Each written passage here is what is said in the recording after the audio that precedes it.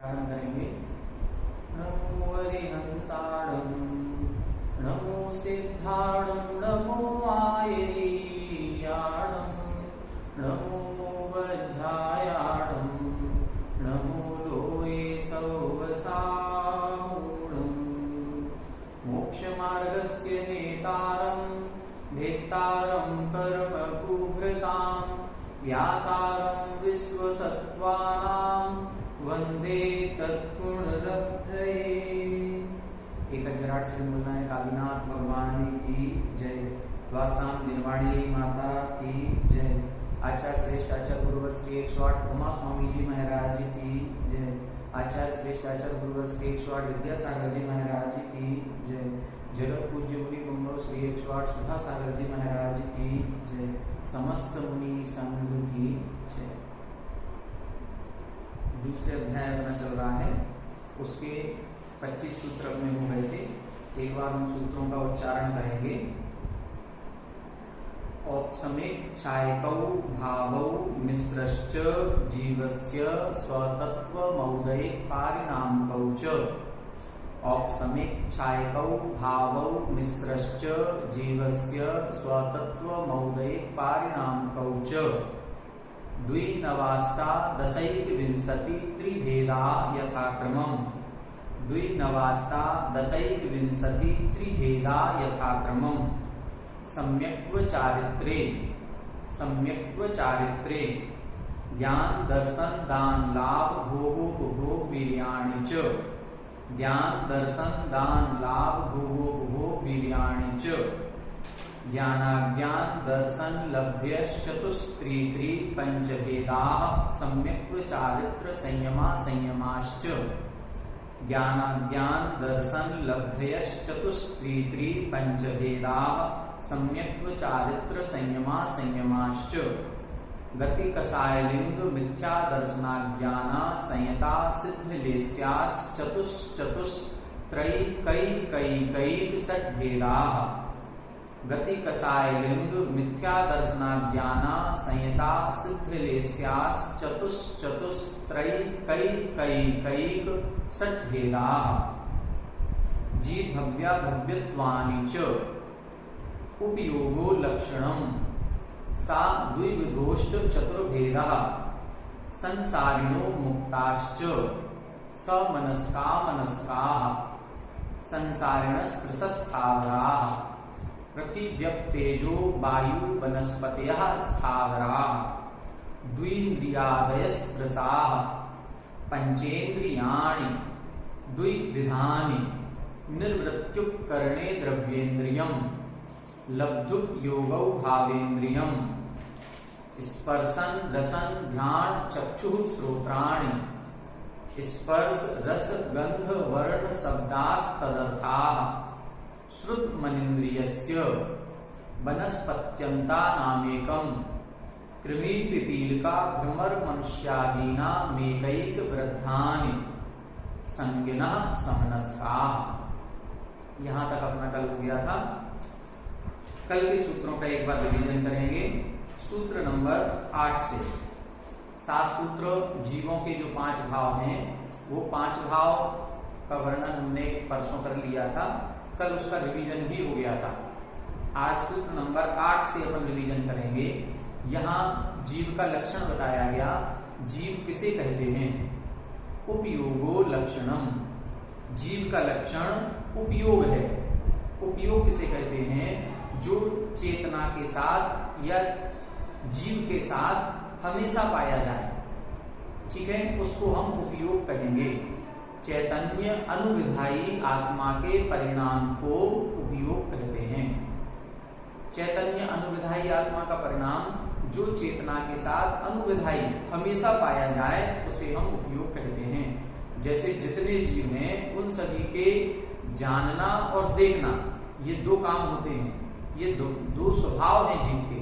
तो ये जब 2 स्वभाव हैं, तो ये काम करता कौन है जानने देखने का? ये काम करता है गुण। हमारी आत्मा का एक ज्ञान गुण है और एक दर्शन गुण है। ज्ञान गुण और दर्शन गुण के कारण से ही आत्मा जानती और देखती है। तो ये जो ज्ञानोपयोग और दर्शनोपयोग है, ये आत्मा का लक्षण है। जीव का ये लक्षण है। ठीक है, उपयोगो लक्षणम, जीव का लक्षण उपयोग है। उपयोग के कितने भेद हैं? तो सूत्र लिखा स द्विविधा अष्ट चतुर्भेदा। स यानी वह उपयोग, द्विविधा 2 प्रकार का है, अष्ट विधा 8 प्रकार का है, और चतुर्भेदा 4 प्रकार का है। द्वि यानी 2 प्रकार का कौन कौन सा? ज्ञानोपयोग और दर्शनोपयोग। फिर अष्ट 8 प्रकार का, तो ज्ञानोपयोग 8 प्रकार का और दर्शनोपयोग 4 प्रकार का। ज्ञानोपयोग 8 प्रकार का कौन कौन सा? मति ज्ञान, श्रुत ज्ञान, अवधि ज्ञान, कुमति ज्ञान, कुश्रुत ज्ञान, कुअवधि ज्ञान, मनःपर्यय ज्ञान और केवल ज्ञान। ये 8 प्रकार का ज्ञानोपयोग। 4 प्रकार का दर्शनोपयोग कौन कौन सा? चक्षु दर्शन, अचक्षु दर्शन, अवधि दर्शन और केवल दर्शन। ये 4 प्रकार का दर्शनोपयोग होता है। फिर जीव का भेद बताए थे कि जीव कितने प्रकार का होता है। तो जीव के 2 भेद किए, संसारिणो मुक्ताश्च, संसारिणः मुक्ताः, संसारी जीव और मुक्त जीव। संसारी जीव किसे कहते हैं? जो संसार में रहते हैं। अब संसार किसे कहेंगे? तो आचार्य पूज्यपाद स्वामी जी ने इसी तत्वार सूत्र की टीका जो सर्वार्थ सिद्धि है उसमें लिखा, संसरणम संसारः परिवर्तनम इत्यर्थः। संसरण करने को संसार कहते हैं, जिसका अर्थ परिवर्तन है। परिवर्तन कौन सा? द्रव्य, क्षेत्र, काल, भाव और भव, ये 5 परावर्तन जीव अनादिकाल से कर रहा है। तो इसी 5 प्रकार का संसार कहा गया। द्रव्य संसार, क्षेत्र संसार, काल संसार, भाव संसार और भव संसार। तो जो इन 5 प्रकार के संसार से सहित है, या जो द्रव्य, क्षेत्र, काल, भाव और भव रूप परिवर्तन कर रहा है, उसे हम संसारी जीव कहेंगे। अथवा जो 8 प्रकार के कर्मों से सहित है, उसे हम संसारी जीव कहेंगे। अथवा जो संसार में रह करके सुख और दुख का अनुभवन कर रहा है, वो संसारी जीव है। मुक्त जीव किसे कहेंगे? जो द्रव्य, क्षेत्र, काल, भाव और भव रूप संसार से परे हो चुके हैं, छूट चुके हैं, वो उसे हम मुक्त जीव कहेंगे। ठीक है। अथवा जिनके 8 कर्म नष्ट हो चुके हैं, उसे हम मुक्त जीव कहेंगे। अथवा जो सांसारिक सुख दुख का अनुभव ना करके अतीन्द्रिय शाश्वत अनंत सुख का अनुभव कर रहे हैं, उसे हम सिद्ध जीव कहते हैं या मुक्त जीव कहते हैं। ठीक है। अब देखें अपन इसमें संसारी जीव के पुनः कितने भेद किए? तो संसारी जीव के 2 भेद किए, समनस्का मनस्का, समनस्क और अमनस्क। मन सहित जीव समनस्क कहलाते हैं, मन रहित जीव अमनस्क कहलाते हैं। ठीक है। कुछ जीव संसार में ऐसे हैं जो मन सहित हैं, कुछ ऐसे हैं जो मन रहित हैं। कल हमने क्लास में बताया था, 1 इंद्री से लेकर के 4 इंद्री तक के जितने जीव हैं वो नियम से अमनस्क मन रहित ही होते हैं। अब संसार में जितने पंचेंद्रिय जीव हैं उनको हमने 4 भागों में बांटा, देवगति वाले, नरक गति के, मनुष्य गति के और त्रियंच गति के।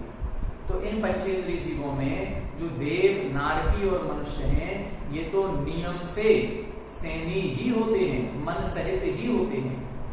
अब रहे त्रियंच, तो जो त्रियंच पंचेंद्रिय जीव हैं, ये जलचर, थलचर और नवचर के भेद से कई प्रकार के 3 प्रकार के हैं। इन तीनों प्रकारों में सैनी भी हो सकते हैं और असैनी भी हो सकते हैं।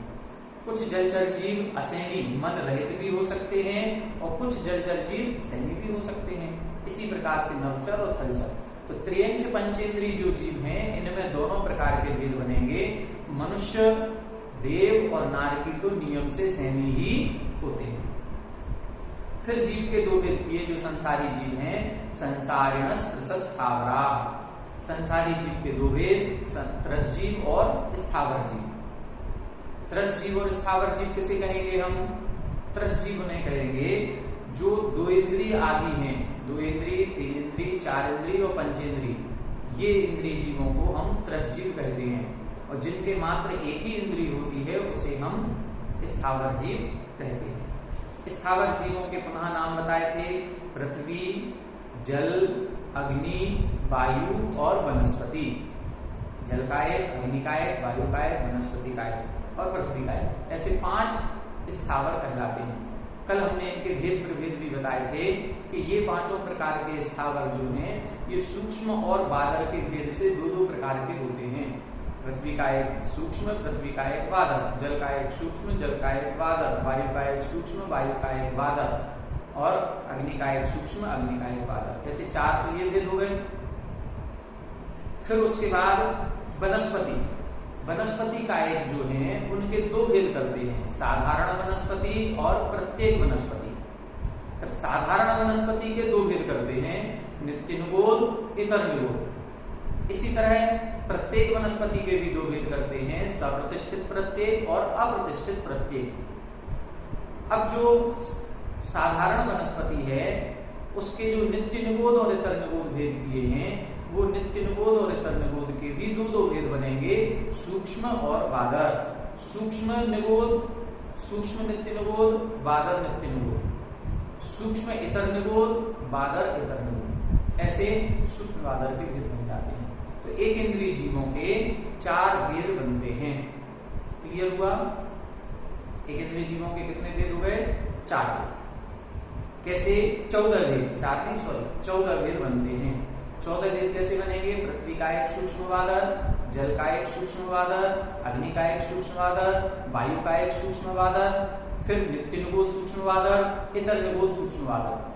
12 हो गए। फिर सप्रतिष्ठित प्रत्येक और अप्रतिष्ठित प्रत्येक। प्रत्येक वनस्पति में सूक्ष्म बादल का भेद नहीं होता, ये बादल ही होती है।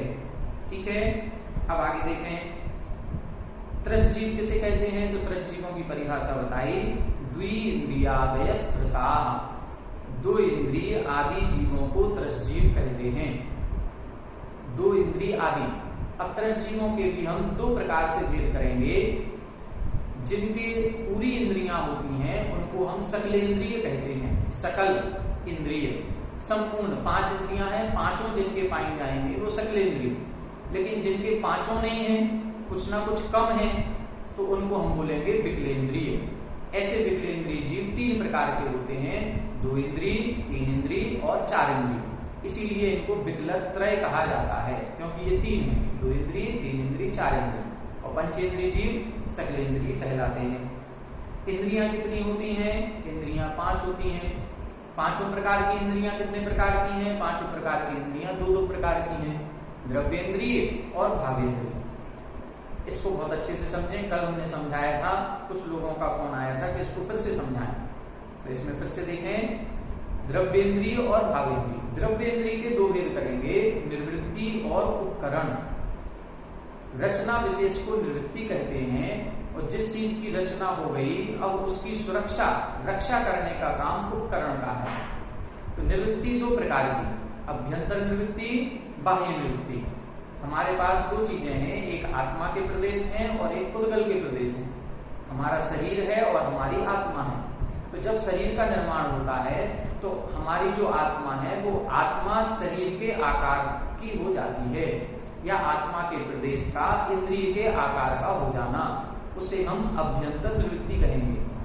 पहले आत्मा के प्रदेश इंद्रिय के आकार के होंगे, फिर उसमें पुद्गल प्रदेशों का आगमन होगा, तो फिर पुद्गल के प्रदेश भी उस इंद्रिय के आकार के हो जाएंगे। तो आत्मा के प्रदेशों का इंद्रियाकार होना ये अभ्यंतर निवृत्ति, फिर पुद्गल के प्रदेशों का इंद्रियाकार होना ये बाह्य निवृत्ति। ठीक है, अब इस बाह्य निवृत्ति की जो रक्षा करता है, ठीक है, उसको कहेंगे अभ्यंतर उपकरण। ठीक है, और इस अभ्यंतर उपकरण की भी जो रक्षा करे उसे कहेंगे हम बाह्य उपकरण। जैसे हमने कल आंख में बताया था कि हमारी जो ये चक्षु इंद्रिय है, ये चक्षु इंद्रिय आंख भले हमें इतनी बड़ी दिख रही है, लेकिन आंख से हमें इतनी बड़ी आंख से दिखाई नहीं देता। देखने का काम ये जो अंदर काला मंडल है उसके भी बिल्कुल मध्य में एक राई के दाने के बराबर बिंदु होता है, जिसको रेटिना बिंदु कहते हैं। उस रेटिना बिंदु से दिखाई देता है। तो उस रेटिना बिंदु पर जो आत्म प्रदेश है वो अभ्यंतर निवृत्ति है, और रेटिना बिंदु जिन पुद्गल प्रदेशों से बना है वो बाह्य निवृत्ति है। ठीक है, अब उस रेटिना बिंदु की जो सहायता करता है या रक्षा करता है, ये काला मंडल, सफेद मंडल, या इस सफेद मंडल और काले मंडल के बीच में एक झिल्ली रहती है पतली सी, उसमें भी एक तरल पदार्थ भरा रहता है। ये हमारे हमारे उस रेटिना बिंदु की सहायता रक्षा कर रहा है। कोई भी धूल कण हमारी आंख के अंदर जाएंगे तो तुरंत आंसू आ जाएंगे और आंसू के द्वारा वो हमारे जो धूल मिट्टी के कण हैं वो बाहर निकल जाएंगे, हमारी चक्षु इंद्री को नुकसान नहीं पहुंचाएंगे। ठीक है, तो इस प्रकार से ये अभ्यंतर उपकरण। अब इस काले सफेद मंडल की भी जो रक्षा कर रहा है, ऐसी ये पलक, भौं और इनके बाल, ये जो हैं ये कहलाएंगे बाह्य उपकरण। ठीक है, इनको हम बाह्य उपकरण कहेंगे। ठीक, क्लियर हुआ। अब यहां पर देखें लब्धुपयोगौ भावेंद्रियम। अब भावेंद्री की चर्चा कर रहे हैं कि भावेंद्री किसे कहेंगे। ठीक है, तो भावेंद्री के लिए कहा गया है लब्धुपयोगौ, लब्धि और उपयोग को भावेंद्री कहते हैं। ठीक, लब्धि और उपयोग। लब्धि किसे कहते हैं? जो आंख तो बन गई, हमारी चक्षु इंद्री की रचना हो गई, लेकिन उस रेटिना बिंदु में जानने की सामर्थ्य कितनी है, उसमें जानने की सामर्थ्य कितनी है उसके ऊपर डिपेंड करता है। ठीक है, एक मिनट, सबकी आवाज डिस्टर्ब हो रही है, हम एक बार उसको थोड़ी लीड बदल करके दोबारा से आपको समझा दे रहे हैं। 2 मिनट।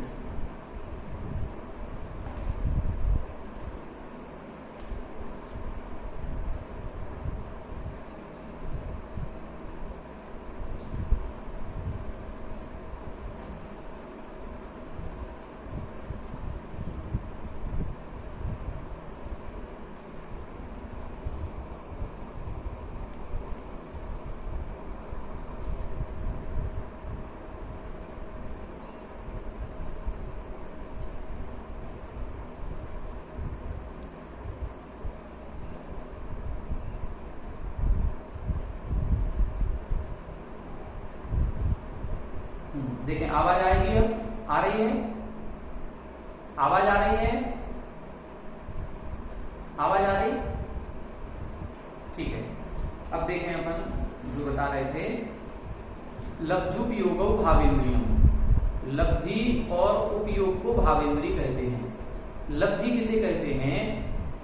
लब्धि कहते हैं क्षयोपम विशेष को, जो हमें चक्षु इंद्री बनी है उस चक्षु इंद्रिय में, ठीक है, जो हमारी रेटिना बिंदु है, उस रेटिना बिंदु से हम जो देख रहे हैं, उस रेटिना बिंदु में जानने की कितनी शक्ति है, वो जानने की शक्ति को हम लब्धि या क्षयोपम कहते हैं। और उपयोग का मतलब है उस क्षयोपम के बाद भी फिर अब हमारा ध्यान जहां होगा, हमारी आत्मा का उपयोग या आत्मा का परिणमन जिस ओर होगा, हमें वह बात उतने आसानी से समझ में आएगी। कई बार हमने बताया था कि ऐसा होता है कि हमारी आंखें खुली हैं, हम रोड पर निकले भी हैं, सड़क से जा रहे हैं, कई लोग आते जाते दिख भी रहे हैं, लेकिन हमारा ध्यान नहीं होता है, तो हमें ज्ञात भी नहीं होता कौन हमारे सामने से निकल गया। ठीक है,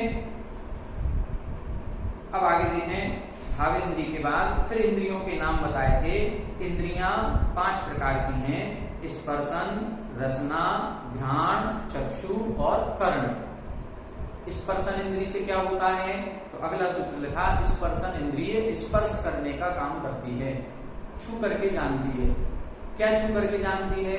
स्पर्शन इंद्रिय से हल्का भारी, रूखा चिकना, कड़ा नरम और ठंडा गरम, इस प्रकार से 8 प्रकार के पदार्थों का ज्ञान होता है।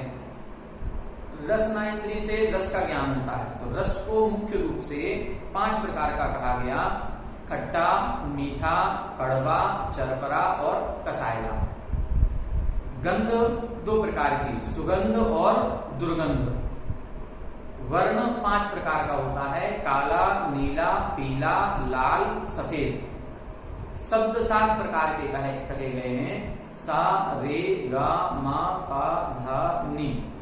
इस प्रकार से ये जो शब्द आदि 5 इंद्रियां हैं, 5 इंद्रियों के विषयभूत पदार्थ हैं, उनको जानना चाहिए।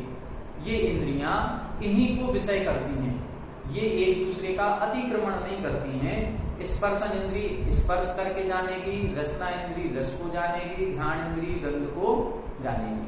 ठीक है, फिर अगला सूत्र लिखा, अनिंद्रियस्य अनिंद्रिय यानी मन का विषय क्या है, तब सूत्र लिखा श्रुतम, अनिंद्रिय का विषय है श्रुत ज्ञान, मतलब मन के द्वारा ही जो हमें प्राप्त श्रुत ज्ञान है उस श्रुत ज्ञान के क्षयोपशम को बढ़ाया जा सकता है। जो एक इंद्रिय आदि और अन्य जीव हैं उनके भी श्रुत ज्ञान है, लेकिन उस श्रुत ज्ञान को मन नहीं होने के कारण वो वृद्धि नहीं कर सकते, उनका क्षयोपशम जितना है वो उतना ही रहेगा। इंद्रिय संबंधी जो 2 इंद्रिय जीव हैं उनको रसना इंद्रिय संबंधी 2 इंद्रिय संबंधी श्रुत ज्ञान होगा, जो 3 इंद्रिय जीव हैं उनको घ्राण इंद्रिय संबंधी तक का श्रुत ज्ञान होगा, लेकिन वो श्रुत ज्ञान वृद्धि को प्राप्त नहीं होगा, वो स्वयं के उस पर्यायगत केवल उतना ही होगा कि वो अपना हित और अहित का विवेक रख सकें। फिर इसके बाद बताया था इन इंद्रियों के स्वामी कौन से हैं, तो वनस्पत्यंता नाम एकम, वनस्पति है अंत में जिनके ऐसे 5 स्थावर जीव हैं, उन 5 स्थावर जीवों के एक इंद्रिय होती है। एक इंद्रिय कौन सी, पहली स्पर्शन इंद्रिय। फिर अगला सूत्र लिखा था कृमि पिपीलिका भ्रमर मनुष्यादि नाम एक एक वृद्धानी। आदि नाम शब्द सभी में लगाएंगे, कृमि आदि नाम, पिपीलिका आदि नाम, भ्रमर आदि नाम, मनुष्य आदि नाम।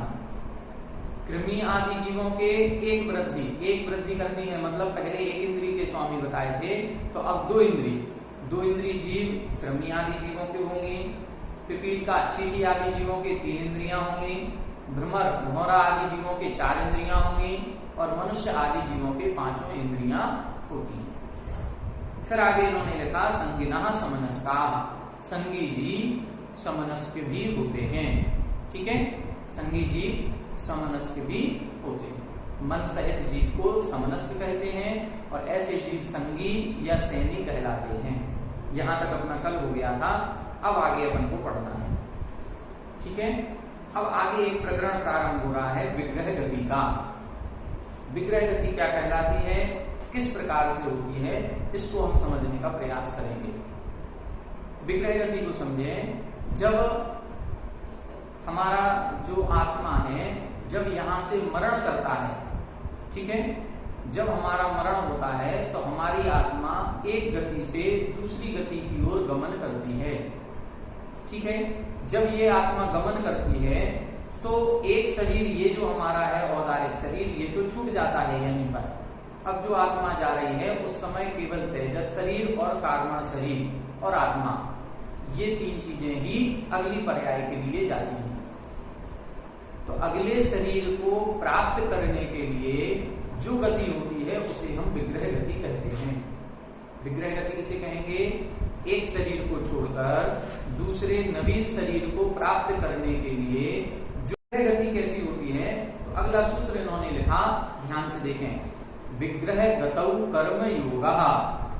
उच्चारण करें, विग्रह गतौ कर्म योगः, विग्रह गतौ कर्म योगः। यहां बता रहे हैं विग्रह गतौ अर्थात विग्रह गति में कर्म योगः, कर्मण का योग होता है। अब यहां अपन को 2-3 चीजें समझनी है। पहले विग्रह गति क्या है, फिर योग क्या है, और फिर कर्मण का योग क्या है, ये सारी चीजों को समझेंगे। तो सबसे पहले विग्रह गति समझ में आ गई, एक शरीर को छोड़ करके दूसरे नवीन शरीर को प्राप्त करने के लिए जो गति होती है उसे हम विग्रह गति कहते हैं। जैसे जब हमारा मरण होगा और हम यहाँ से स्वर्ग जाएंगे तो हमारा ये औदारिक शरीर छूट जाएगा। जब औदारिक शरीर छूटेगा तो ये आत्मा किसी दूसरे शरीर को प्राप्त करेगी, किसके, देवों के शरीर को। तो यहाँ से मरण करके देवों के शरीर को प्राप्त करने के लिए स्वर्ग जाएगी। तो रास्ते की जो गति है उसे हम विग्रह गति कहेंगे। जब तक वो शरीर प्राप्त नहीं हो जाए, जब तक हम उस उत्पत्ति स्थान पर ना पहुंच जाएं, तब तक के लिए। ठीक है, अब इसमें कर्मण का योग होता है। तो पहले योग समझें, योग क्या है। योग होता है काय वांग मनः कर्म योगः। 6वां अध्याय इसी में आएगा और उसका पहला सूत्र है काय वांग मनः कर्म योगः। काय, वचन और मन की क्रिया को योग कहते हैं। योग से क्या होता है, योग से हमारी आत्मा के प्रदेशों में परस्पंदन होता है और परिस्पंदन होने से हमारी आत्मा कर्मों का आश्रव करती है। तो ये परिस्पंदन 3 निमित्तों से होता है, मन से हो सकता है, वचन से हो सकता है और काय से हो सकता है। ठीक है, मन से भी, वचन से भी, काय से भी। अब हम खाली बैठे हैं, मान लो जाप दे रहे हैं, उस समय हमारा बिल्कुल काय स्थिर है, लेकिन मन में चिंतन चल रहा है कि नहीं चल रहा है, तो मन के निमित्त से कर्मों का आश्रव होगा, मनोयोग कहलाएगा। यदि हमारे वचन, हमारे जीभ, होंठ, तालु ये हिल रहे हैं, हम किसी मंत्र का उच्चारण कर रहे हैं, तो हमें बोलने से, वचन योग होने से हमें कर्मों का आश्रव होगा। और जब हम हाथ पैर हिला करके कोई कार्य करते हैं तो काय योग होता है, उससे कर्मों का आश्रव होता है। अब ये मन योग, वचन योग और काय योग के भी भेद प्रभेद किए गए। मन योग 4 प्रकार का होता है, वचन योग 4 प्रकार का होता है और काय योग 7 प्रकार का होता है। काय योग के 7 भेद अपन को यहाँ देखने हैं। पहला होता है औदारिक काय योग, दूसरा औदारिक मिश्र काय योग, जो लिख रहे हैं हम लिख लें, औदारिक काय योग, दूसरा औदारिक मिश्र काय योग, फिर तीसरा होता है वैक्रियक काय योग, चौथा वैक्रियक मिश्र काय योग, फिर आहारक काय योग, आहारक मिश्र काय योग और 7वां होता है कार्मण काय योग। तो यहां अपन को ध्यान देना है, जैसे हम और आप हैं तो हमारे आपके औदारिक शरीर है, इसलिए अभी हमारा औदारिक काय योग है। जो देव और नारकी हैं उनके वैक्रियक शरीर होता है, तो उनके वैक्रियक काय योग होता है। ठीक है, जब ध्यान से सुने आज की क्लास, अपन को 2-3 सूत्र ये थोड़े से समझने पड़ेंगे, तभी ये विषय समझ में आएगा। तो यहां पर अपन ने ये समझ लिया कि हमारे आपके जो मनुष्य और त्रियंच जिनके औदारिक शरीर है वो औदारिक काय योग है, देव और नारकियों के जो शरीर है वो वैक्रियक काय योग है। जब कोई जीव मरण करके मनुष्य और त्रियंचों में उत्पन्न होता है तो उत्पत्ति स्थान पर आते ही वो औदारिक वर्गणाओं को ग्रहण करेगा। उन औदारिक वर्गणाओं का ग्रहण करना, और जब तक उसके शरीर पर्याप्ति पूर्ण नहीं होगी तब तक इसके औदारिक मिश्र काय योग होता है। अभी औदारिक नहीं है, अभी वर्गणाओं का ग्रहण कर रहा है, उस समय औदारिक मिश्र काय योग होता है। इसी प्रकार से कोई मनुष्य त्रियंच मर करके जब देवों में जाएगा तो देवों में भी प्रारंभ के अंतर मुहूर्त वैक्रियक मिश्र काय योग होता है, उधर उस वैक्रियक शरीर की रचना हो रही है। इसी प्रकार यहाँ पर भी औदारिक शरीर की रचना हो रही है। तो जब तक यह औदारिक शरीर की रचना होती है या वैक्रियक शरीर की रचना होती है, मात्र अंतर मुहूर्त काल तक, ठीक है, वहां पर वैक्रियक मिश्र या औदारिक मिश्र अवस्था होती है। ठीक है, एक मुनिराज होते हैं 6वें गुण स्थानवर्ती, उनके यदि आहारक वृद्धि होती है तो वो आहारक शरीर का निर्माण करते हैं। तो जब तक उस आहारक शरीर का निर्माण होता है, उस अंतर मुहूर्त काल में आहारक मिश्र काय योग होता है, और जब आहारक शरीर बन जाता है तब आहारक काय योग होता है।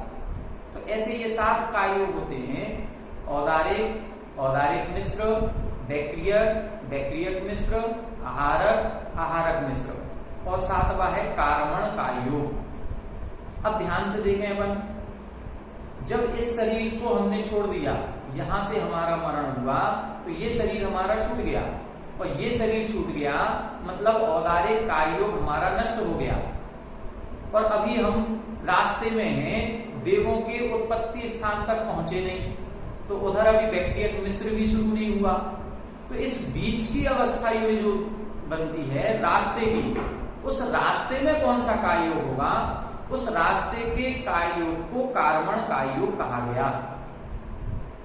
उस रास्ते में जो काय योग होगा उस रास्ते को कहेंगे हम विग्रह गति, और उस विग्रह गति में जो योग होता है, देखें विग्रह गति में मन नहीं होता, विग्रह गति में वचन भी नहीं होता,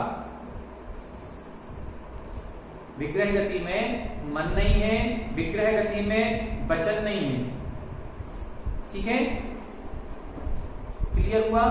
अब मन नहीं है, वचन नहीं है, औदारिक नहीं है, औदारिक मिश्र नहीं है, वैक्रियक नहीं है, वैक्रियक मिश्र नहीं है, ठीक है, आहारक नहीं है, आहारक मिश्र नहीं है, तो फिर कौन सा है? एक ही योग होता है कार्मण का योग। 15 योग होते हैं, 4 वचन के, 4 मन के और 7 काय योग के। जो 15 योगों में से एक शरीर जब छूट जाता है और दूसरे शरीर को प्राप्त करते हैं तो बीच की जो स्थिति, जो हमारा रास्ता है विग्रह गति, उसमें मात्र एक योग है। ना मन योग है, ना वचन योग है, ना औदारिक है, ना औदारिक मिश्र, ना बैक्रियक, ना बैक्रियक मिश्र, ना आहारक, ना आहारक मिश्र। कौन सा योग है? मात्र एक कार्मण का योग। कार्मण का योग किसे कहते हैं?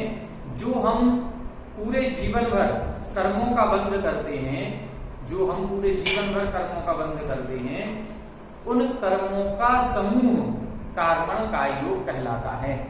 उन कर्मों का समूह कार्मण का योग होता है। ठीक है, क्लियर हुआ?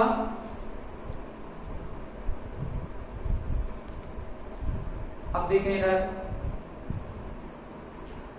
विग्रह गतौ कर्म युगा। विग्रह गति में कार्मण काय योग। तो विग्रह गति समझ में आ गई। एक शरीर को छोड़कर दूसरे शरीर को प्राप्त करने के लिए जो गति हुई वो विग्रह गति है। ठीक है, उस विग्रह गति में कौन सा योग है? काय योग है। मन योग नहीं है, वचन योग नहीं है, केवल काय योग। और उस काय योग में भी केवल एक काय योग है, कार्मण काय योग। हमारे कार्मण शरीर के निमित्त से होने वाला आत्म प्रदेश परिस्पंदन। कोई ये कहे कि जब तक ये शरीर है तब तक कर्मों का आश्रय होता है, दूसरा शरीर प्राप्त होगा तो भी कर्मों का आश्रय होगा। लेकिन जब इस एक शरीर को छोड़ करके दूसरे शरीर को जा रहे हैं तो रास्ते में कर्मों का आश्रय होगा कि नहीं होगा? होगा। तो किससे होगा? मन योग तो है नहीं, वचन योग भी नहीं है, तो फिर वहां कर्मों का आश्रय कैसे होगा? औदारिक शरीर भी नहीं है, बैक्रियक शरीर भी नहीं है, आहारक शरीर भी नहीं है, तो फिर वहां कर्मों का आश्रय होगा कार्मण शरीर के निमित्त से। इसलिए ये सूत्र लिखा गया। नहीं तो कई लोग ये समझ लेते कि जो बीच की अवस्था होती है उस समय आत्मा कर्मों के आश्रय से रहित हो जाती है। नहीं होती। प्रति समय हमारी आत्मा अनंतानंत कर्म वर्गणाओं का ग्रहण करती है। प्रति समय कर्मों का आश्रय होता है। तो ये सूत्र अपन को ये बता रहा है कि जब हम एक शरीर को छोड़ करके दूसरे शरीर को प्राप्त करने के लिए जो गति करते हैं उस समय हमारे कौन सा योग है, किस योग के निमित्त से कर्मों का आश्रय हो रहा है। तब इधर बताया कि उधर मन योग भी नहीं है, वचन योग भी नहीं है, 7 काय योग में से 6 काय योग भी नहीं है, केवल एक कार्मण काय योग है और उस कार्मण काय योग के निमित्त से कर्मों का आश्रय होता है। क्लियर हो गया? अब ये विग्रह गतौ कर्म योगा। विग्रह गति में कार्मण का योग होता है और उसी के निमित्त से कर्मों का आश्रय होता है। अब अगला सूत्र देखें, अनुश्रेणी गति। उच्चारण करें, अनुश्रेणी गति। यहां बता रहे हैं अनुश्रेणी गति, जब एक शरीर को छोड़ करके दूसरे शरीर को प्राप्त करने के लिए जो गति हो रही है वो कैसे होगी। क्या हम जैसे रोड पर चलते हैं यहाँ पर वैसे होगी, आड़े तिरछे, कभी इस तरफ हो गए कभी उस तरफ हो गए? नहीं। अनुश्रेणी, अनुश्रेणी का मतलब होता है आकाश प्रदेश की पंक्ति को श्रेणी कहते हैं और उस श्रेणी के आधार पर ही गमन होता है। जैसे इतनी सारी पृथ्वी है, लेकिन हमें यदि मान लो एक शहर से दूसरे शहर जाना है तो क्या हम इधर उधर से जाते हैं या जहां रोड बनी है उस रोड के आश्रय से जाते हैं? रोड के आश्रय से जाएंगे। हम जंगल में से बीच में से नहीं जाएंगे, रोड से ही जाएंगे जो रोड बनी है। ऐसे ही यहां पर भी देखें, पीछे 3 लोक का नक्शा हमने बनाया है। इस 3 लोक के नक्शे में ध्यान से देखें सभी,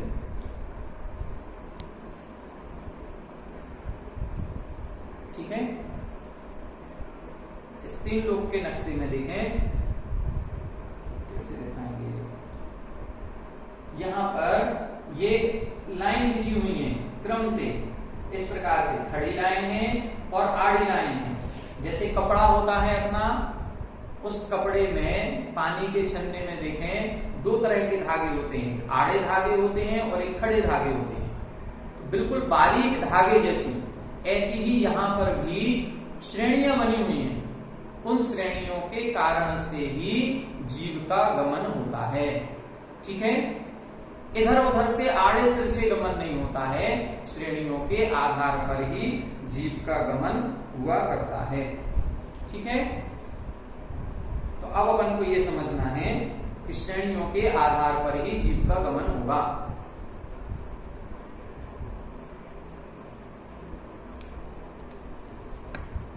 क्लियर हुआ? आवाज आ रही है? आवाज आ रही है आपको? नहीं आ रही?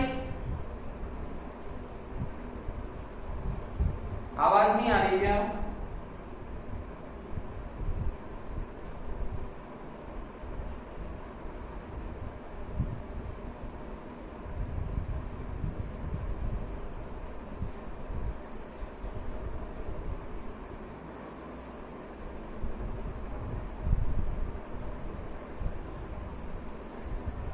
देखिए आवाज आ रही होगी अब।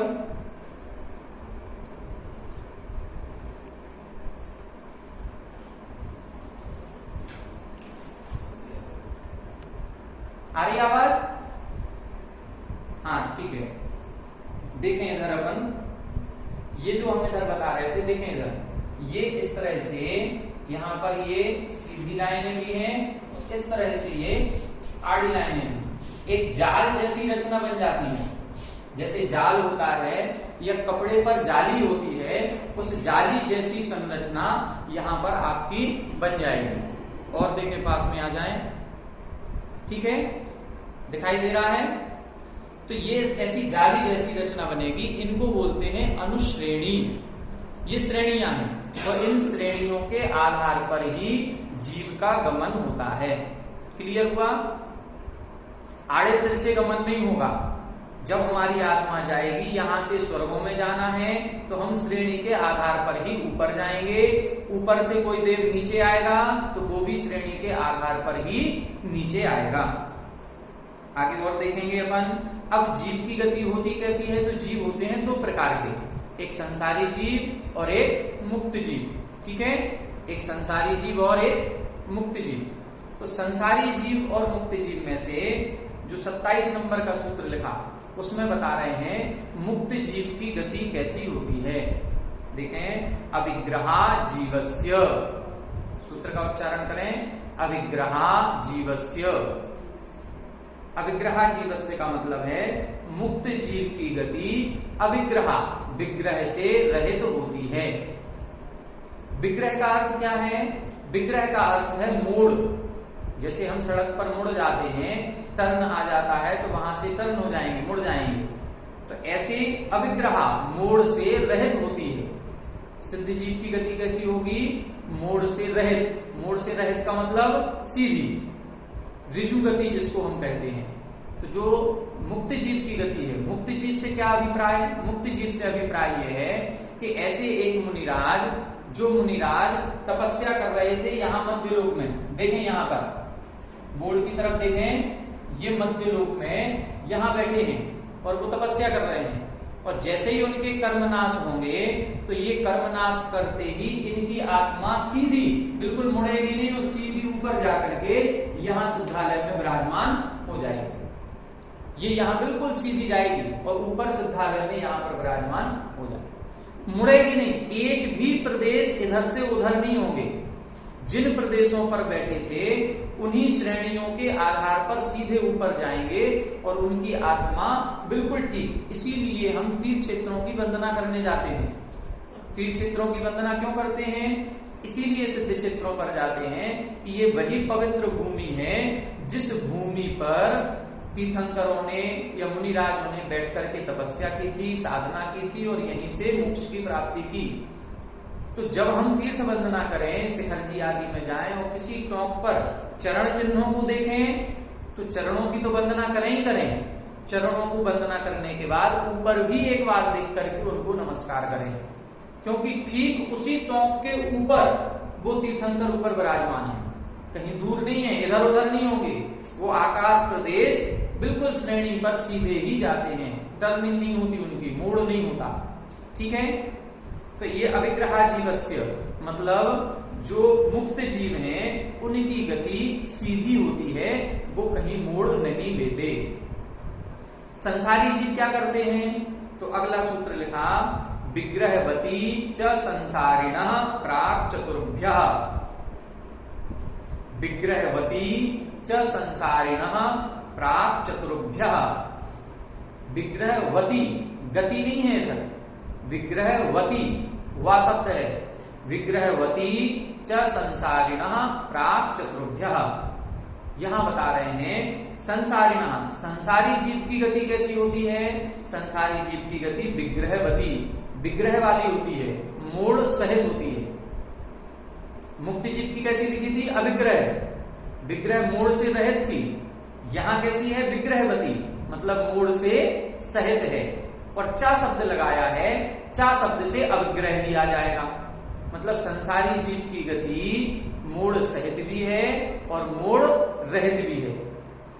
कैसी होती है? कितने समय की? प्राक् चतुर्भ्यः। प्राक् का मतलब होता है पहले पहले की। कितने पहले की? चतुर्भ्यः, 4 समय से पहले पहले की होती है।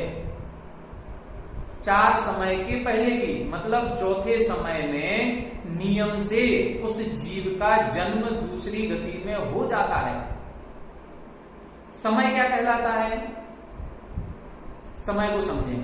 आज वर्तमान में घड़ी चलती है, उन घड़ी में हम अपना समय देखते हैं तो उसमें 3 व्यवस्थाएं हैं।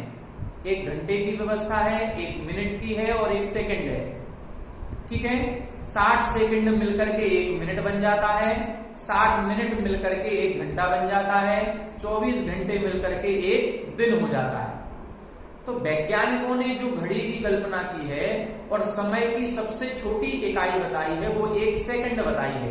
इस 1 सेकंड से नीचे उन्होंने नहीं बताया। हालांकि जो ओलंपिक्स वगैरह गेम्स होते हैं उनमें नैनो सेकंड, माइक्रो सेकंड, उसी 1 सेकंड के भाग 1000 भाग तक कर दिए। ठीक है, लेकिन सेकंड उधर सबसे छोटा बताया। अब हमारे जैनागम में देखें, जैनागम में कहा गया है जो 1 सेकंड हम बोल रहे हैं उस 1 सेकंड में असंख्यात आवली होती है। 1 सेकंड में कितनी आवली? सेकंड से भी छोटा पार्ट होगा आवली का। उस आवली को असंख्यात, मतलब गिन नहीं सकते। जैसे इन्होंने बताया 1 मिनट में 60 सेकंड, उधर क्या कह रहे हैं? 1 सेकंड में असंख्यात आवली और 1 आवली में असंख्यात समय। 1 आवली में असंख्यात समय। और इधर कितना समय लग रहा है? देखिए विग्रह गति में यहां बता रहे हैं संसारी जीव की जो गति होगी वो विग्रह वाली भी होगी और अविग्रह वाली, सीधी भी होगी और मूढ़ सहित भी होगी। लेकिन चाहे मूढ़ सहित हो चाहे मूढ़ रहित हो, 4 समय से पहले पहले की होगी। चौथे समय में नियम से जन्म हो जाता है। अब हम इधर देखें अपने संसार में, हमारे यहाँ जब कोई मरण को प्राप्त होता है तो हम लोग इधर रोते रहते हैं। कब तक? घंटों तक रोएंगे। घंटों तक क्या, कई दिनों तक रोते रहते हैं। जबकि वो जीव, जिस जीव ने मरण किया है, वो जीव तो अपने उत्पत्ति स्थान पर पहुंच गया। कितने देर में? कितनी देर में? हम तो पता ही नहीं कर पाएंगे कि वो मर गया कि नहीं मरा। उतनी देर में तो वो उधर जन्म ले लिया। यदि मान लो उस जीव को जन्म लेकर के देवों में जाना है तो 3 सेकंड, 3 समय, सेकंड नहीं समय, 3 समय से ज्यादा समय नहीं लगेगा उसको देवों में पहुंचने में। और देवों में पहुंच करके अंतर मुहूर्त में वो पर्याप्तियां ग्रहण करेंगे और जिनालय में पहुंच जाएगा उधर दर्शन करने के लिए। और हम लोग क्या करेंगे? इधर हम लोग उसके लिए रो रहे हैं। तो वो जीव जो था वो तो जिनालय में पहुंच करके वंदना करने लगा और हम लोग यहाँ बैठ करके उसके लिए आंसू बहा रहे हैं। तो हम लोग कर्मों का बंध कर रहे हैं। तो एक्चुअली है क्या, इस सूत्र को समझने से ये ज्ञात होता है कि गति कितनी छोटी है। कई लोग ये बोलते हैं कि वो आत्मा गई नहीं है, अभी यही भटक रही है, भ्रमण कर रही है, वो आत्मा बन करके, भूत बन करके भटक रही है। उसके लिए कई बार वो पितृदोष मानते हैं, उनके लिए पितर किए जाते हैं, कहीं किसी को तर्पण किया जाता है। तो ये सारी प्रक्रियाएं सब अंधविश्वास है, ये हमारा जैनागम स्वीकार नहीं करता। यहाँ तो ये है कि 3 समय से पहले पहले जीव अगली गति में पहुंच गया। ठीक है, अब वो 3 समय कैसे होते हैं ये अपन समझते हैं। अगला सूत्र लिखा एक समया विग्रह। क्या लिखा? एक समया विग्रह। सूत्र का विच्छेद करेंगे, एक समय अविग्रह। अविग्रह का मतलब क्या बताया था? सीधी गति, ऋजु गति। जो सीधी गति होगी उसमें एक समय लगता है। ठीक है, सीधी गति में एक समय। देखें, इधर देखें, बोर्ड की तरफ देखें सभी। यदि ये सीधी गति जा रही है यहां से लेके यहां तक तो एक समय लगेगा। ठीक है, और यदि इस गति में, इस सीधी गति में थोड़ा सा भी एक मोड़ ले लिया हमने इस तरफ, ये मोड़ हो गया, यहां से गए, यहां से मुड़ गए इधर, तो ये एक मोड़ हो गया। एक मोड़ होने पर एक समय इधर का और एक समय इधर का, 2 समय हो गए। ठीक है, अब माना कि यहां से ये फिर तीसरा एक और मोड़ ले लिया इधर। ठीक है, तो ये 2 मोड़ हो गए, एक इधर का मोड़, एक इधर का मोड़, तो एक समय इधर का। ध्यान से देखें, सीधी गति में एक समय, एक मोड़ वाली में 2 समय, 2 मोड़ वाली में 3 समय। ठीक है, 3 मोड़ वाली में 4 समय लगते हैं। 3 मोड़ से ज्यादा कभी नहीं लेने पड़ते। पूरे 3 लोक में जीव कहीं भी उत्पन्न हो, कहीं से भी मरण करे, 3 मोड़ से ज्यादा मोड़ लेने की आवश्यकता नहीं पड़ती। इसीलिए चौथे समय में नियम से जन्म हो जाता है। अब ध्यान से देखें, इसको अपन नक्शे में देखेंगे बोर्ड पर। जैसे माना कि कोई जीव यहां मध्य लोक में है, ठीक है, और उसको ठीक इसी के ऊपर के विमान में यहां पैदा होना है, ठीक इसी के ऊपर, तो ये बिल्कुल एक मोड़ा लेगा, एक मोड़ा नहीं लेगा, बिल्कुल सीधा जाएगा और यहां पर पहुंच जाएगा। ये सीधी गति, ऋजु गति। सीधी गति को क्या बोलते हैं? ऋजु गति। इसमें कितना समय लगेगा? एक समय। ठीक है, अब माना कि हम बैठे तो यहां हैं, लेकिन हमें यहां वाले विमान में जन्म लेना है। हमें कहां जाना है? इस विमान में जन्म लेना है। तो हमारी आत्मा पहले ये ऊपर गई इधर, और फिर यहां से मुड़ करके इधर आ जाएगी और इस विमान में हमारा जन्म हो जाएगा। तो कितने मोड़ हो गए? एक मोड़, ये वाला। ठीक है, एक मोड़ हो गया।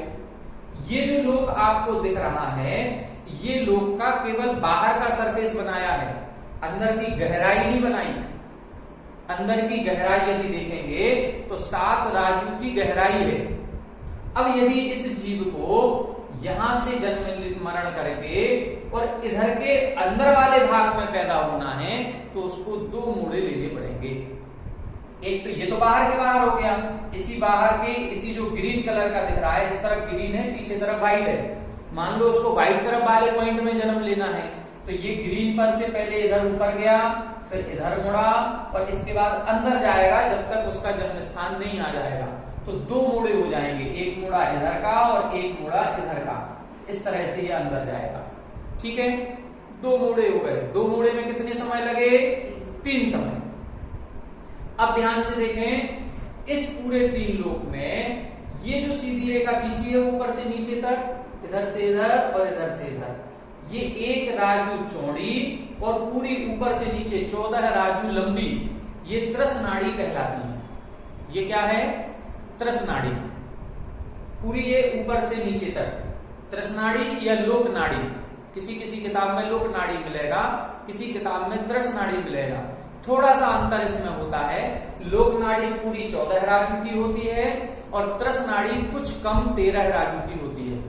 ये विशेष है, कभी इसके बारे में बाद में कभी चर्चा करेंगे।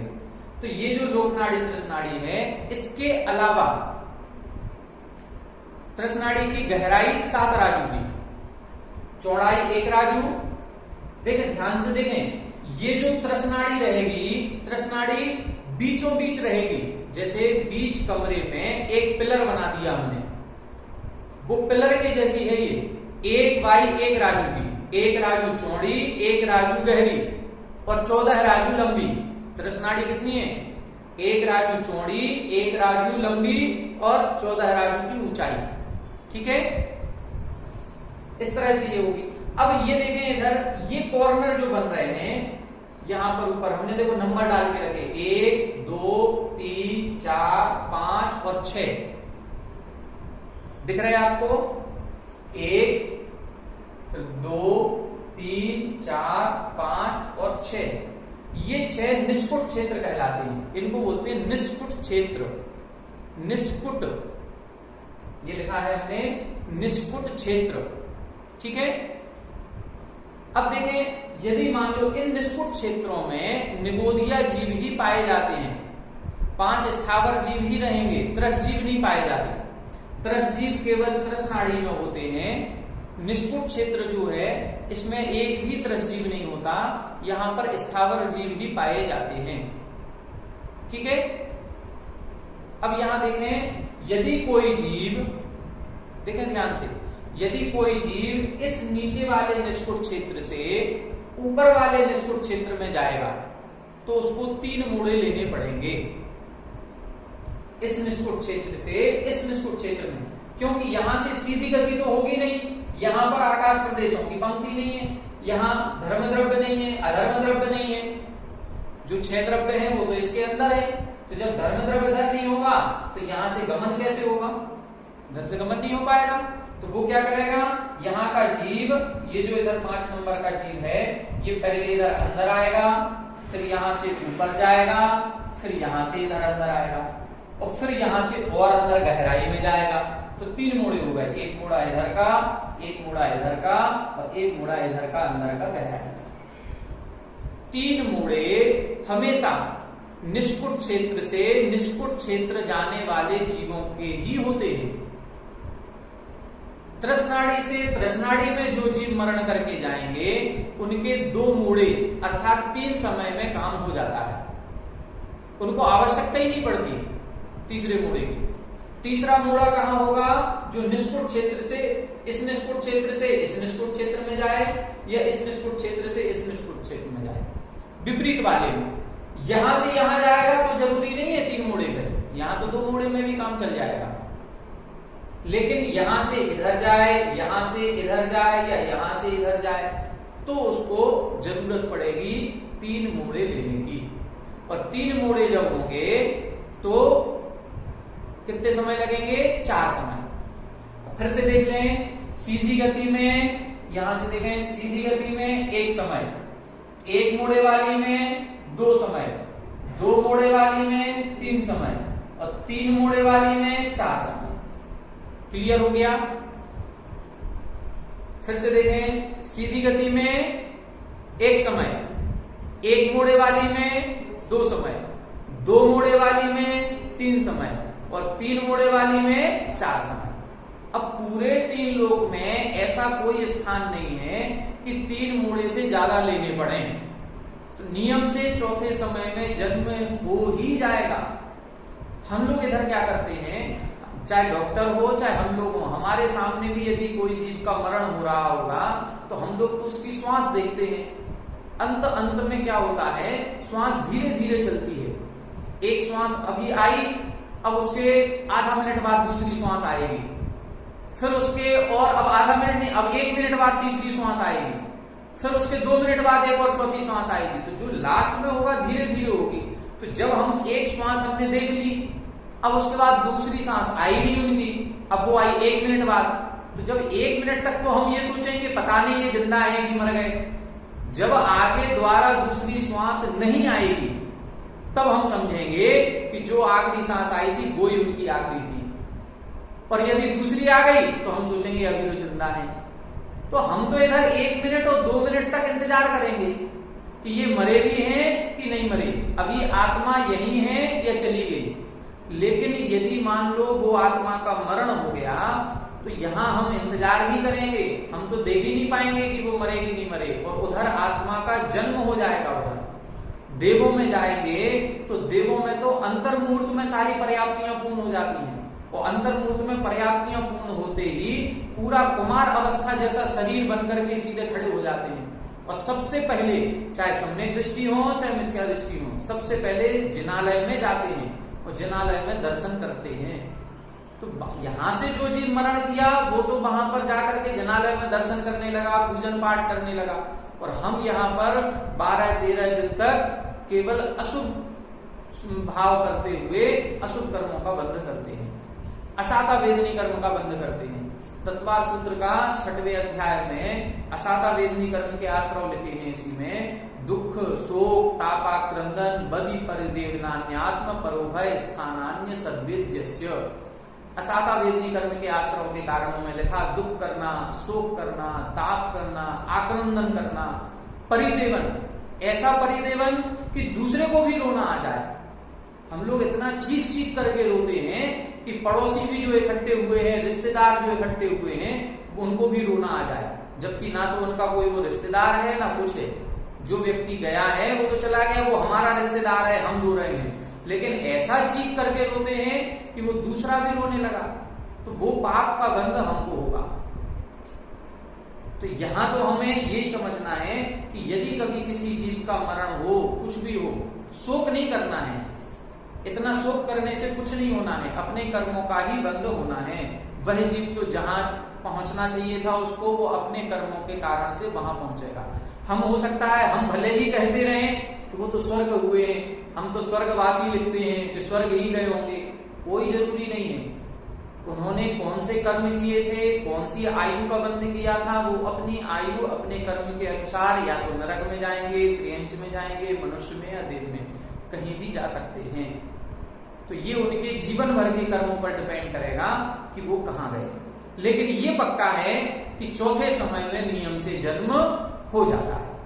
ठीक है, तो एक समया विग्रह, एक समया विग्रह सूत्र का अर्थ हुआ कि एक समय अविग्रह, जो अविग्रह विग्रह से रहित वाली गति है, सीधी गति है, उसमें एक समय लगता है। एक समय समय की सबसे छोटी इकाई है। हमने अभी बता दिया, एक सेकंड में असंख्यात आवली और एक आवली में असंख्यात समय। जो हम एक चुटकी बजा रहे हैं, इतने में असंख्यातों समय निकल गए, इतने में असंख्यातों समय निकल गए। ठीक है, तो अपन को यही समझना है। दूसरी चीज, ये जो गति होती है, इस गति के नाम भी दिए हैं आगम में, ध्यान से देखें। जो एक मोड़े वाली, वो सीधी गति जो है उसको ऋजु गति कहते हैं। जो सीधी गति है ऋजु, ऋजु का मतलब होता है सरल रेखा, जो सीधी गति है वो ऋजु गति। ठीक, एक मोड़े वाली गति को पाणी मुक्ता कहते हैं। पाणी मुक्ता का मतलब, पाणी का मतलब होता है हाथ, और मुक्ता यानी मोती। यदि हाथ में हम मोती रखें और वो मोती गिरेगा तो यहां से धड़कते हुए पहले ऐसा जाएगा और फिर नीचे गिरेगा, तो एक मोड़ उसका होगा। एक मोड़े वाली गति को पाणी मुक्ता कहा जाता है, हाथ में रखे मोती के गिरने के समान। जैसे हाथ में रखा मोती जब गिरेगा तो पहले हाथ की हथेली पर धड़केगा, सीधा इधर धड़केगा और फिर एक बार नीचे गिरेगा, तो एक मोड़ा होगा। दो मोड़े वाली गति को लांगलिका, लांगलिका बोलते हैं। हल, जो खेतों में हल चलाया जाता है उस हल को लांगलिका बोलते हैं। वो कैसा होता है, वो देखें, यहां से सीधा ये होगा, यहां से ऐसा और यहां से ऐसा, मतलब एक मोड़ इधर होता है और एक मोड़ इधर होता है। ये दो मोड़ होंगे उसके। इस हल के कारण से ये जो इधर का है, इससे मिट्टी खुदती चली जाती है। तो लांगलिका जो बोलते हैं वो दो मोड़े वाली गति, लांगलिका। हल, लांगल धरा, जो अपने हलधर होते हैं या बलभद्र होते हैं उनको हलधर भी बोलते हैं। ठीक है, तो लांगल। तीन मोड़े वाली गति के लिए शास्त्रों में उदाहरण दिया है गोमूत्रिका। गोमूत्रिका का मतलब है कि जो गाय है और चलते चलते यदि वो टॉयलेट करेगी, पेशाब करेगी या मूत्र करेगी तो उसका मूत्र जो है वो हिलते हिलते जाएगा, तो उसके तीन मोड़ बताए गए, वो तीन मोड़े वाली गति उसकी होती है। ठीक है, तो पहली गति जो सीधी है वो ऋजु गति है। दूसरी गति जो एक मोड़े वाली है वो पाणी मुक्ता। दो मोड़े वाली गति लांगलिका और तीन मोड़े वाली गति गोमूत्रिका कहलाती है। ठीक है, अब अगला एक सूत्र और देखेंगे। एकम द्वौ त्रीन वाना हारकाः। एकम द्वौ त्रीन वाना हारकाः। एकम द्वौ त्रीन वा न हारकः। देखें, एकम द्वौ त्रीन वा यानी अथवा, फिर निकलेगा अनाहारकः, अनाहारक रहता है। कौन? जो जीव विग्रह गति में गया है वह जीव अनाहारक रहता है। कितने समय तक? एकम एक समय तक, दो यानी 2 समय तक, अथवा 3 समय तक। 1 समय तक, 2 समय तक अथवा 3 समय तक जीव अनाहारक रहता है। अब पहले इसको समझें, अनाहारक क्या कहलाता है और आहारक क्या कहलाता है। ये 2 शब्द हैं, आहारक अनाहारक। ध्यान से इसको समझ लें। आहारक और अनाहारक को ऐसे समझें कि जो ये हमारा औदारिक शरीर है या देवों का बैक्टीरियक शरीर है या आहारक शरीर होता है, ये 3 शरीर अलग अलग हैं। तीनों शरीर के योग्य जब वर्गणाओं का ग्रहण किया जाता है तो आहारक कहलाते हैं। 3 शरीर के योग्य या 6 पर्याप्तियां होती हैं, आहार, शरीर, इंद्रिय, भाषा, श्वासोच्छ्वास, मन। तो ये जो 6 पर्याप्तियां हैं, उन 6 पर्याप्तियों के योग्य या 3 शरीर के योग्य वर्गणाओं का ग्रहण करना आहारक कहलाता है। और जब तक ये वर्गणाएं ग्रहण नहीं होती हैं तब तक जीव अनाहारक होता है। अब ध्यान से देखें विग्रह गति में क्या स्थिति बन रही है। अभी हम सब लोग कैसे हैं? अभी हम सब लोग आहारक हैं, क्योंकि अभी भी हमारे नोकर्म वर्गणाओं का ग्रहण चल रहा है। जब तक हमारे इस जीव का ये मरण नहीं होगा, आयु के अंतिम समय तक जीव आहारक रहेगा, इन नोकर्म वर्गणाओं का ग्रहण करेगा। ठीक है। जैसे ही मरण हुआ, मरण होते ही ये शरीर छूट गया। जब शरीर छूट जाएगा तो आहारक वर्गणाओं का ग्रहण कैसे होगा? तो यदि ये जीव सीधी गति जा रहा है, यहां से यहां पर जाना है, बिल्कुल सीधी गति करनी है, तो उसमें कितने समय लगते हैं? 1 समय। सीधी गति में 1 समय। तो यहां 18वें समय में था और उधर 19वें में ऊपर पहुंच गया। तो ऐसी स्थिति में अनाहारक अवस्था नहीं बनती, क्योंकि 18वें समय तक, आयु के अंतिम समय तक इस शरीर के योग्य वर्गणाएं ग्रहण कर रहा था, और अगले समय में उधर पहुंच गया जन्म स्थान पर, तो उधर की वर्गणाएं ग्रहण होने लगी। कोई जीव यहां से मर करके देवों में गया, तो इसको यहां से यदि सीधी गति में जाना है तो यहां से मरण जब तक नहीं हुआ, जब तक यहां की वर्गणाएं ग्रहण हो रही हैं, और वहां पहुंचते ही वहां की वर्गणाएं ग्रहण करने लगेगा।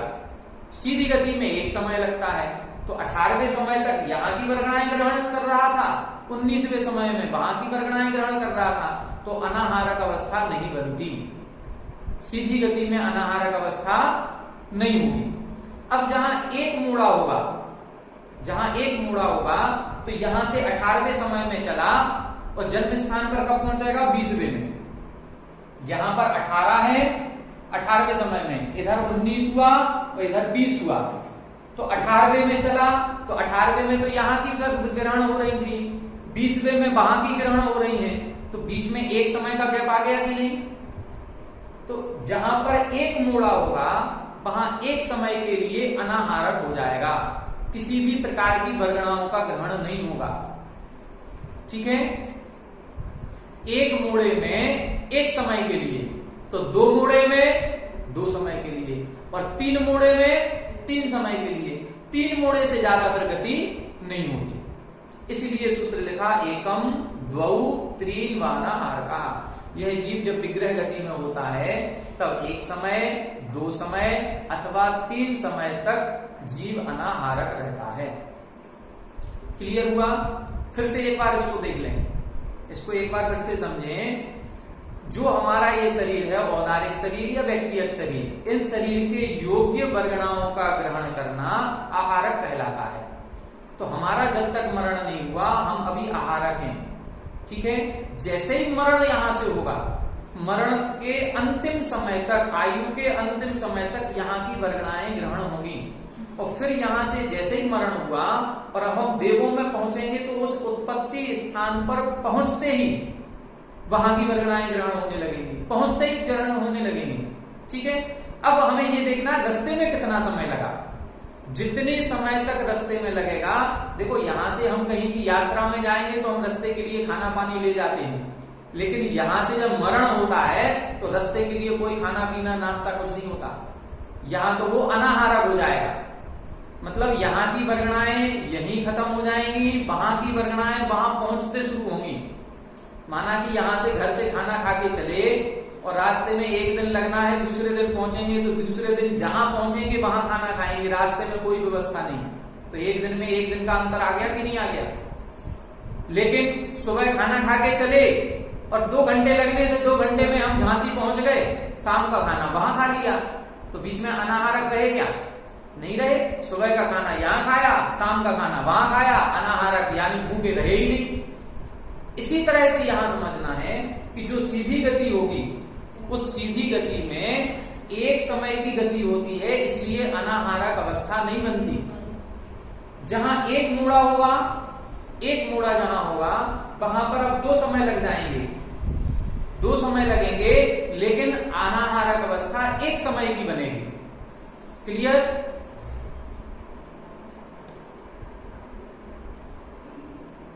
ठीक है, अब आगे देखें।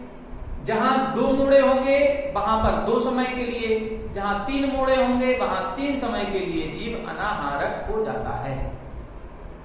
अब अपन पूरा फिर से एक बार रिवीजन करें, ध्यान से देखें। जो मुक्त जीव होते हैं उनकी गति सीधी होती है, जो संसारी जीव हैं उनकी गति सीधी भी हो सकती है और मोड़ सहित भी होती है। तो जब जीव सीधी गति जाता है तो उसमें एक समय लगता है, एक मोड़े वाली गति में 2 समय लगेंगे, 2 मोड़े वाली गति में 3 समय लगेंगे और 3 मोड़े वाली गति में 4 समय लगेंगे। सीधी गति में अनाहारक अवस्था नहीं बनेगी, एक मोड़े वाली गति में 1 समय के लिए, 2 मोड़े वाली गति में 2 समय के लिए और 3 मोड़े वाली गति में 3 समय के लिए जीव अनाहारक होता है। ये अपन को आज इसमें समझना था। यहां तक 30 सूत्र हो गए। अब यहां से जैसे ही अनाहारक होने के बाद जब वो जन्म स्थान पर पहुंचेगा तो जन्म लेगा। अब प्रश्न उठता है, ठीक है, तो अब जन्म कितने प्रकार का होता है? जन्म होता है 3 प्रकार का। सूत्र पढ़ेंगे, सम्मूर्छन गर्भोपपादा जन्म, सम्मूर्छन गर्भोपपादा जन्म, सम्मूर्छन गर्भोपपादा जन्म, सम्मूर्छन जन्म, गर्भ जन्म और उपपाद जन्म। 3 प्रकार का जन्म होता है।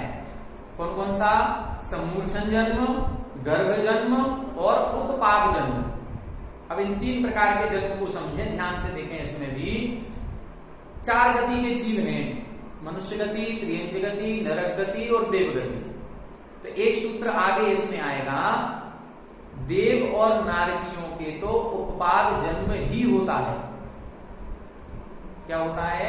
देव और नारकियों के उपपाद जन्म ही होता है। अब बचे कौन से? मनुष्य, त्रियंच। तो मनुष्य और त्रियंचों के गर्भ जन्म भी हो सकता है और सम्मूर्छन जन्म भी हो सकता है। अब पहले अपन ये समझें कि ये होते क्या हैं।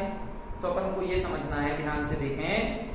सम्मूर्छन जन्म, सम्मूर्छन जन्म कहलाता है वातावरण के अनुसार ही कहीं उष्णता हुई, नमी हुई और ऐसा योनि स्थान बन जाता है कि जीव का जन्म हो जाता है।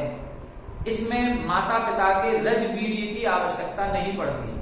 तो जहां पर रज और वीर्य की आवश्यकता ना पड़े और वातावरण में वर्गणाओं के अनुसार ही जहां जीव का जन्म हो जाए उसे हम सम्मूर्छन जन्म कहते हैं। जहां पर माता के रज और पिता के वीर्य के अनुसार ही जहां जन्म होता है उसे हम गर्भ जन्म कहते हैं, उसे हम गर्भ जन्म कहेंगे। उपपाद जन्म किसे कहते हैं? माता के रज वीर्य, माता पिता के रज वीर्य के बिना किसी निश्चित स्थान विशेष पर जो जन्म होता है उसे हम उपपाद जन्म कहते हैं। जैसे देव नारकियों का एक उपपाद सैया होती है, उसी उपपाद सैया पर ही उनका जन्म होता है। वो निश्चित है, स्थान विशेष निश्चित है। हमारे यहाँ ऐसा नहीं होता। हमारे यहाँ जब गर्भ जन्म होता है तो हो सकता है किसी की डिलीवरी घर पे ही हो जाए, किसी की हॉस्पिटल में हो, और सबके अलग अलग है। लेकिन देवताओं का वो एक उत्पाद सैया निश्चित है, देवों के और नारदियों के, तो वो तो होता है उत्पाद जन्म, उसमें रजवीर की आवश्यकता नहीं होती, किसी निश्चित स्थान विशेष पर ही जन्म होता है। सम्मूर्छन जन्म में भी रजवीर की आवश्यकता नहीं होती, लेकिन उनका जन्म वातावरण के अनुसार वर्गणाओं के मिलने से, जैसे पानी गिर जाएगा तो पानी गिरते ही एक नमी आ जाएगी वातावरण में, और वो नमी आते ही कई प्रकार के जीव उत्पन्न होने लगते हैं, मक्खी, मच्छर, टिड्डे और ये छोटे छोटे पंखियां उत्पन्न होने लगती हैं, लाइट के कीड़े उत्पन्न होने लगते हैं। ये सब क्या है? ये सब सम्मूर्छन जन्म कहलाता है। तो वातावरण के अनुसार ही जिन जीवों का जन्म होता है उसे हम सम्मूर्छन जन्म कहते हैं। रजवीरी के मिलने से जो जन्म होता है वो गर्भ जन्म कहलाता है, और रजवीरी के बिना किसी निश्चित स्थान विशेष पर जो जन्म होता है उसे हम उत्पाद जन्म कहते हैं। ठीक है, आज अपन इतना ही रहने देंगे, शेष सूत्रों को कल करेंगे, समय अपना हो रहा है। आज कुछ प्रश्नोत्तर आए थे, उन प्रश्नों का उत्तर समाधान करेंगे, और फिर उसके बाद आप लोगों के जो भी मन की जिज्ञासाएं होंगी उन जिज्ञासाओं का समाधान करेंगे।